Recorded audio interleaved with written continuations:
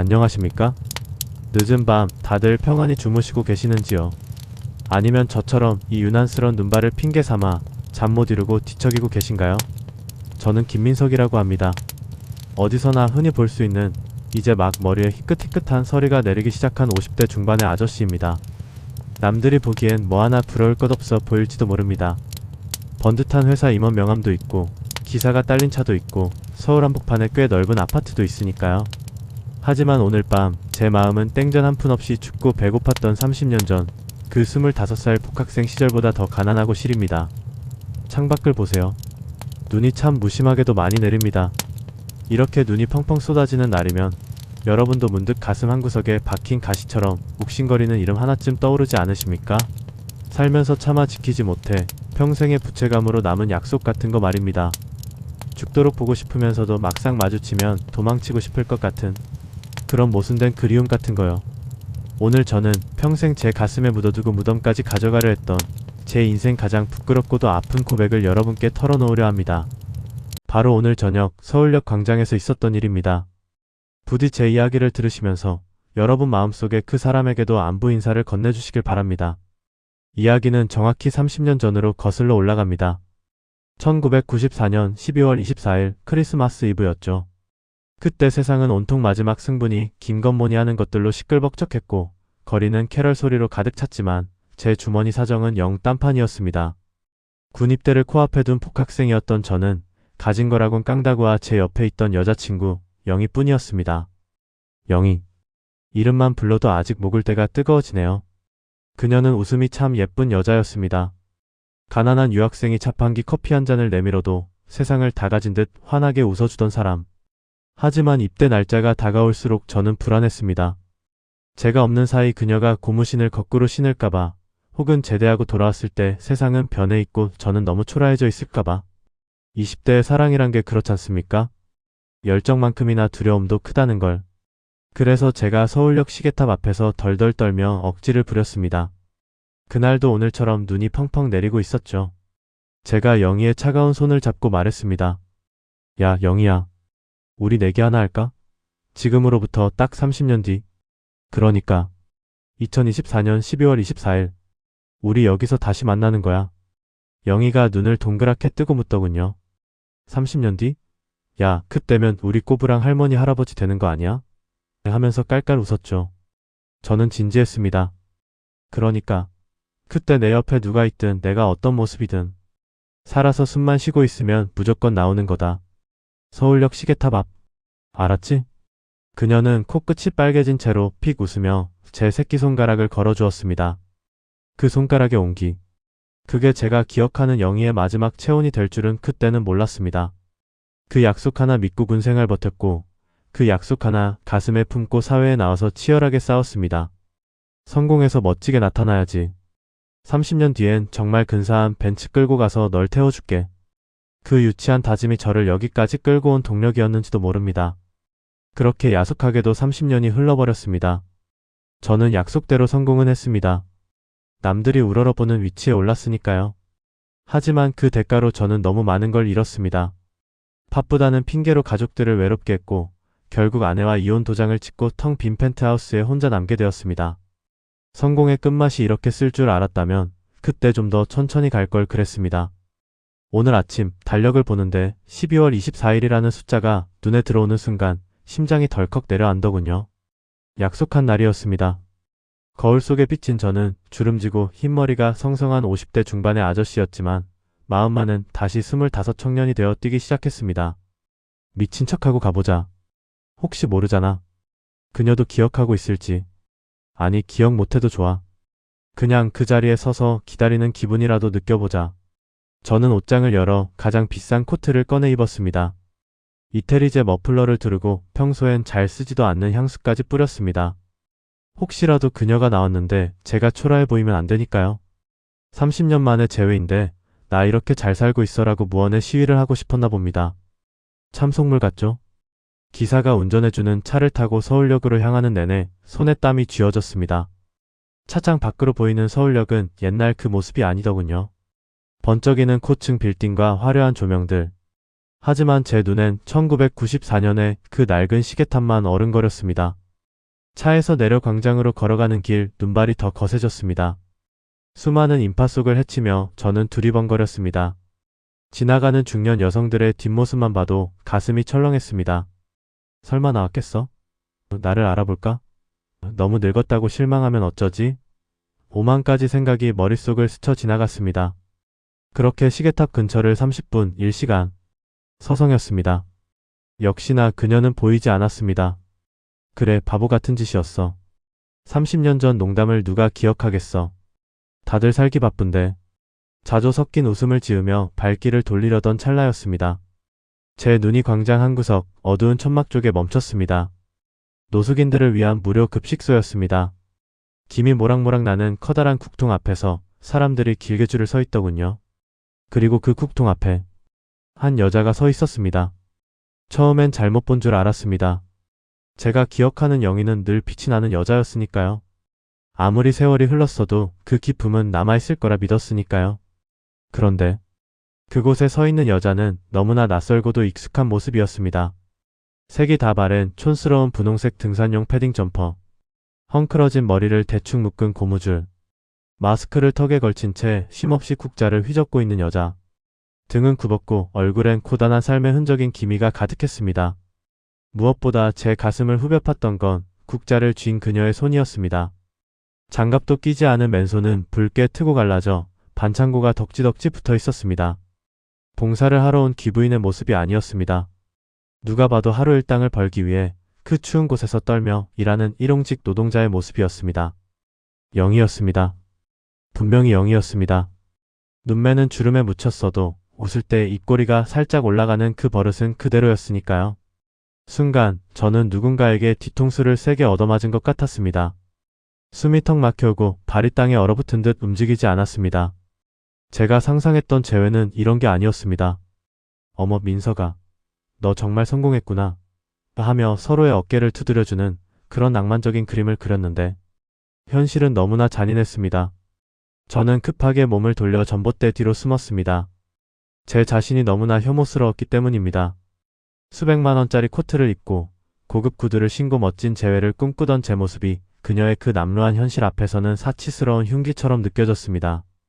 지금 다가가서 영희야, 나 민석이야 라고 부른다면 그녀가 어떤 표정을 지을까요? 반가워할까요? 아니면 자신의 초라한 모습을 들켜버린 수치심에 고개를 떨굴까요? 저는 확신했습니다. 그녀는 저를 보면 도망칠 거라고. 그냥 돌아가야 하나 수없이 고민했습니다. 하지만 발길이 떨어지지 않았습니다. 30년을 기다린 오늘인데 이렇게 등 돌리면 평생 후회할 것 같았습니다. 그때 갑작스러운 폭풍설에 급식소 천막이 휘청거리며 일찍 마감 준비를 하더군요. 그녀가 언손을 호흡 불며 짐을 챙기는 모습이 보였습니다. 저는 결심했습니다. 민석이로서가 아니라 그냥 지나가는 타인으로서라도 그녀에게 따뜻한 밥 한 끼는 먹여야겠다고. 저는 근처 편의점으로 뛰어들어가 마스크와 털모자를 샀습니다. 마스크를 눈 밑까지 올려 쓰고 모자를 푹 눌러 썼습니다. 철저하게 제 얼굴을 가렸습니다. 그리고 목소리도 최대한 낮게 깔고 연습했습니다. 저기요. 실례합니다. 쭈뼛거리는 그녀에게 다가가 말을 걸었습니다. 심장이 터져나갈 것 같았지만 꾹 눌러 참았습니다. 날씨가 너무 굳어서 일찍 파하셨나 봅니다. 제가 근처에서 사람을 기다리다가 바람을 맞았는데 혼자 밥 먹기가 좀 그래서요. 실례가 안 된다면 저기 앞 식당에서 국밥이라도 한 그릇 대접해도 될까요? 너무 추워 보이셔서. 말도 안 되는 핑계였죠. 요즘 세상에 누가 낯선 사람 밥을 얻어먹습니까? 하지만 그녀는 너무 춥고 배고팠던 건지 아니면 제 눈빛에서 어떤 간절함을 읽은 건지 잠시 망설이다가 고개를 끄덕였습니다. 고맙습니다. 염치 불구하고 신세 좀 지겨. 그녀의 목소리. 30년 전 꾀꼬리 같던 목소리는 어디 가고 거칠고 쉰 목소리가 들려왔습니다. 가슴이 또 한 번 무너져 내렸습니다. 우리는 근처 허름한 순댓국집 구석자리에 마주 앉았습니다. 식당 안은 뿌연 수증기와 시끌벅적한 사람들의 소음으로 가득했습니다. 저는 끝까지 마스크를 벗지 않았습니다. 감기 기운이 심하다는 핑계를 대고 모자챙으로 얼굴을 가린 채 앉아 있었죠. 주문한 뜨거운 국밥이 나오고 소주 한 병을 시켰습니다. 그녀는 국물을 한 숟가락 뜨더니 따뜻하다 하며 깊은 탄성을 내뱉었습니다. 그 한마디가 왜 그리 사무치던지요. 얼마나 추웠을까, 얼마나 배가 고팠을까. 소주가 한두 잔 들어가자 그녀의 엄볼이 조금 붉어지며 경계심이 풀린 듯 했습니다. 제가 조심스럽게 물었습니다. 오늘 같은 날 가족분들과 안 계시고 왜 여기서 고생하십니까? 그녀가 씁쓸하게 웃으며 소주잔을 만지작거렸습니다. 가족 있었죠. 남편이 사업한다고 크게 벌렸다가 IMF 때 한 번 망하고 다시 일어서 보겠다고 하다가 빚보증을 잘못 써서 집이고 뭐고 다 날아갔어요. 화병으로 남편 먼저 보내고 빚쟁이들 피해 다니면서 식당 설거지, 청소일 안 해본 게 없네요. 자식들은 제 밥벌이 하기도 바빠서 연락 끊긴 지 오래고요. 덤덤하게 말하는데 그게 더 아팠습니다. 차라리 펑펑 울면서 신세 한탄이라도 하면 위로라도 할 텐데 이미 고통에 너무 익숙해진 사람처럼 담담했습니다. 그러더니 그녀가 문득 창밖의 시계탑 쪽을 바라보며 말을 이었습니다. 사실은요, 아저씨. 저 오늘 여기 일하러 나온 거 아니에요. 약속이 있었거든요. 제 심장이 덜컥 멈추는 것 같았습니다. 속이라뇨? 30년 전에 여기서 어떤 친구랑 만나기로 했거든요. 첫사랑이었는데 오늘이 딱 30년 되는 날이에요. 바보 같죠? 먹고 살기 바빠서 다 잊고 살았는데 오늘 아침에 눈을 뜨니까 갑자기 그 친구 생각이 나는 거예요. 혹시나, 정말 혹시나 그 바보 같은 녀석이 나와 있을까봐 눈물이 왈칵 쏟아지려는 걸 겨우 참았습니다. 그녀는 잊지 않았던 겁니다. 그 시궁창 같은 현실 속에서도 30년 전 저와의 약속을 기억하고 있었던 겁니다. 제가 떨리는 목소리로 물었습니다. 그 친구분은 만나셨나요? 그녀가 고개를 저으며 피식 웃었습니다. 아니요. 안 나온 것 같아요. 근데요, 아저씨 안 나온 게 다행이에요. 아니, 안 만나는 게 낫겠어요. 왜? 그렇게 생각하십니까? 제 꼴 좀 보세요. 30년 전엔 저도 꽤 괜찮았거든요.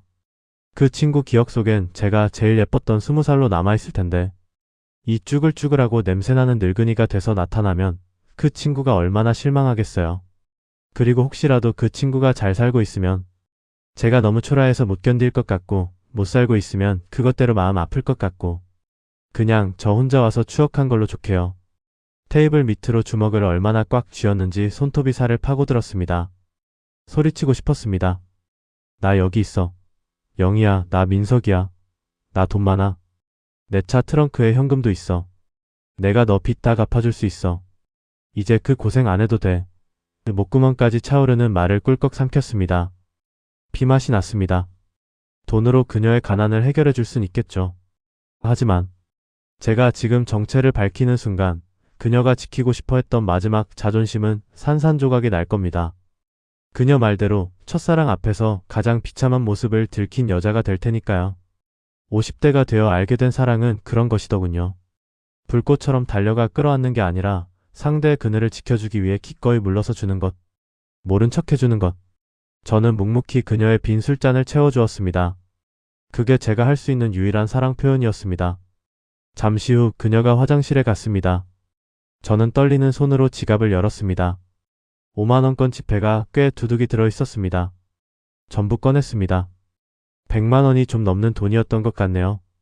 이 돈이 그녀의 인생을 바꿀 순 없겠지만 적어도 올겨울 난방비 걱정은 덜어줄 수 있기를 바라며 돈을 하얀 봉투에 담아 계산대 주인 아주머니께 맡겼습니다. 저기 저 여자분 나오시면 전해주세요. 그리고 절대 제가 누군지 묻지 말아주시고요. 그리고 메모지 한 장을 꺼내 휘갈겨 썼습니다. 오늘 말벗해주셔서 정말 고마웠습니다. 덕분에 따뜻한 저녁이었습니다. 그냥 지나가던 사람이 새해 복 많이 받으시라고 드리는 작은 선물입니다. 건강하세요. 저는 도망치듯 식당을 빠져나와 길 건너편 전봇대 뒤에 숨었습니다. 마치 죄를 지은 사람처럼 가슴이 쿵쾅거렸습니다. 잠시 뒤 식당 문이 열리고 그녀가 나왔습니다. 손에는 제가 남긴 봉투가 들려있더군요. 그녀는 두리번거리며 저를 찾는 듯 했습니다. 그러다 봉투 속을 확인하고는 그 자리에 주저앉은 듯 털썩 앉았습니다. 펑펑 쏟아지는 눈을 맞으며 그녀가 봉투를 가슴에 품고 하염없이 울더군요. 어린아이처럼 엉엉 우는 그 모습이 가로등 불빛 아래 비쳤습니다. 저는 멀리서 그 모습을 지켜보며 같이 울었습니다. 미안하다 영희야. 정말 미안하다. 내가 해줄 수 있는 게 이것밖에 없어서. 비겁하게 숨어서 돈 몇 푼 쥐어주는 것밖에 못하는 못난 놈이라서 미안하다.